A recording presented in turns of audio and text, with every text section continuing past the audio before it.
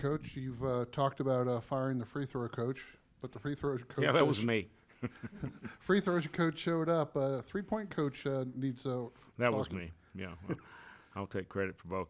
Yeah, we pleased with our 3-point our free throw shooting. Not pleased with our 3-point, but you know what was the silver lining is that we could shoot the ball so poorly and find a way to win against a extremely good 3-point shooting team. And there's so many different ways to win a game, and we did it by not turning the ball over as much. We turned it over, I think, 10 times. They turned it over 20, and made our free throws, and were able to somehow fought off a very good offensive team. And they had a great performance out of several of their players. But Steele Venters he's special, and I think it may be the best game he's played all year, but he just happened to pick us to do that. But he's big, has got a quick release, jumps well on his shot, and he's a special player.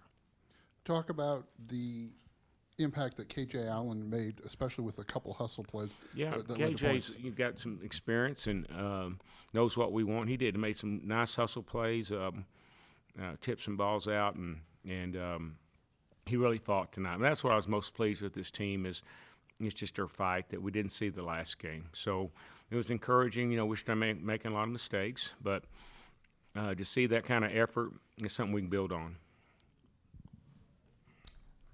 Coach, another game where things got close, but another game where Kevin O'Banner steps up to the plate. When games get uncomfortable like that, is that the guy you kind of look to lean on in situations? KO's our best free throw shooter. Made some big free throws down the stretch, but he played well. He, he's a guy who's never missed a game, and he's just a guy that's durable. And he's just been a guy that's been kind of our foundation for a couple of years of making big plays and finding different ways to score, whether it be driving the basketball and posting up, or shooting a short jumper. His threes weren't falling today, but as nobody's were. But again, you give him a lot of credit for his fight and way he played. And then, Pop, I think, shot about 30% 3-point line, which he's been shooting about 45, but he made some big threes down the stretch for us. And any update on Daniel Baccio? I saw him with a boot on. Well, we just encourage everybody to say your prayers for him. We're trying to get him back. We're hoping we get him back for the Saturday game, and I think there's a decent chance we can do that. But certainly, we're a lot smaller team, a lot different team with that Daniel out on the floor.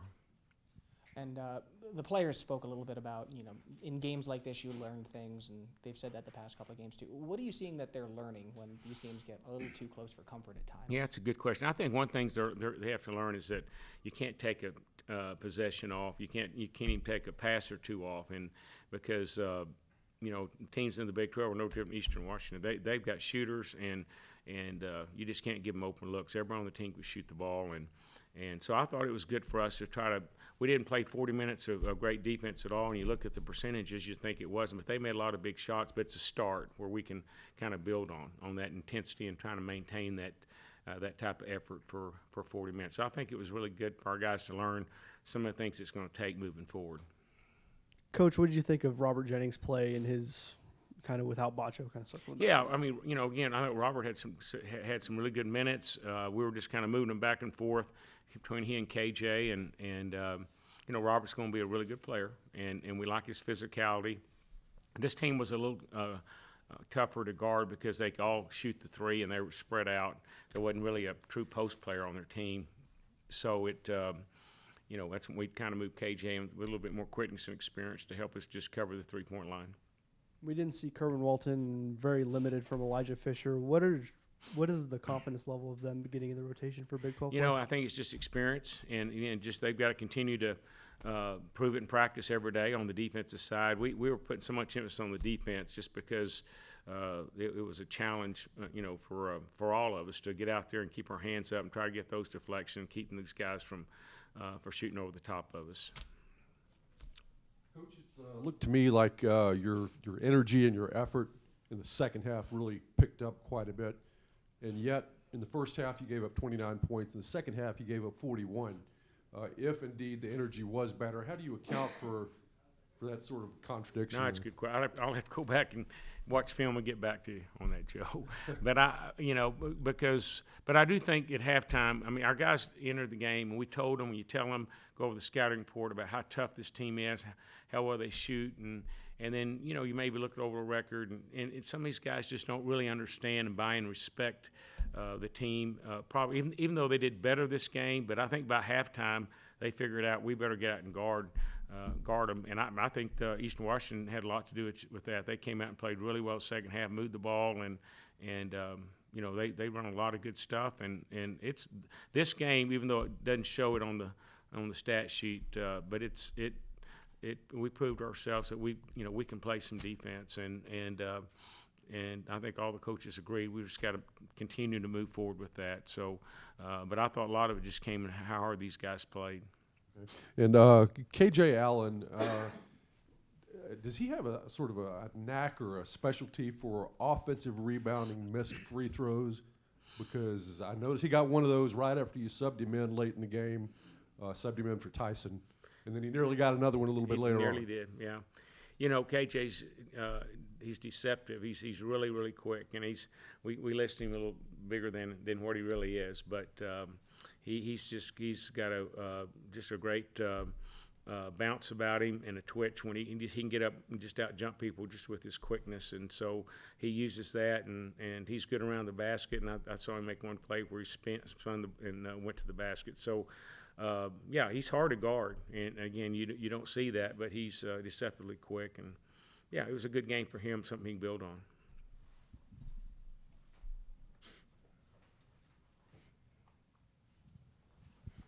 Look, when you started out the second half, I know you kind of got asked this, but just how important was it to get Kevin going just in the post? Because it seemed like that was something that you wanted to kind of exploit early on there. Yeah, it was. We knew we had to get the ball down there to him, and part of that, again, is just trying to he's open a lot, just trying to get the guys to see it on film. Hey, here he's open here. We need to pass the ball a little quicker to him, and at this angle, maybe with the bounce pass, and we're learning to do that with he and Bacho. This strength of this team still, I think, is trying to get the ball to the paint with Ko and Daniel Bacho both, and then I think with Ferdas when he gets back. So that's an emphasis to really work on feeding the post. But I thought we ran some good plays that got us the ball down there, and a couple of them were big plays that made a difference in the game.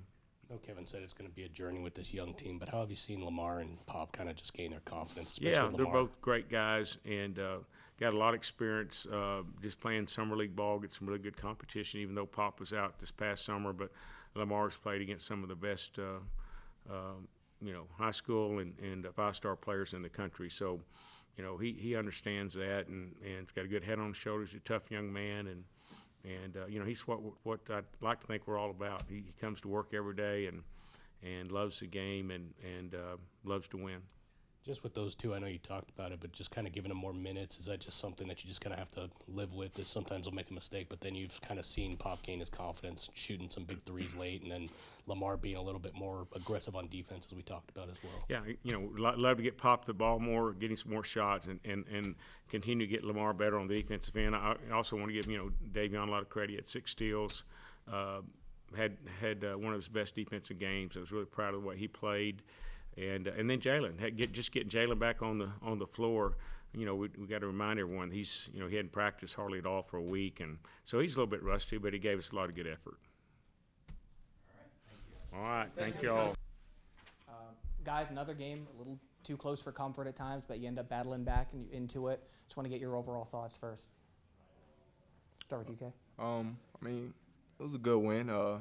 Give credit to Eastern Washington. They're a really good team, very long team. But just give credit to them.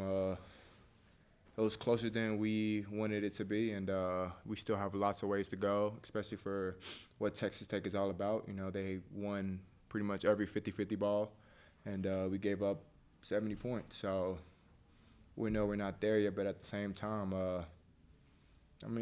it's early, to a certain degree.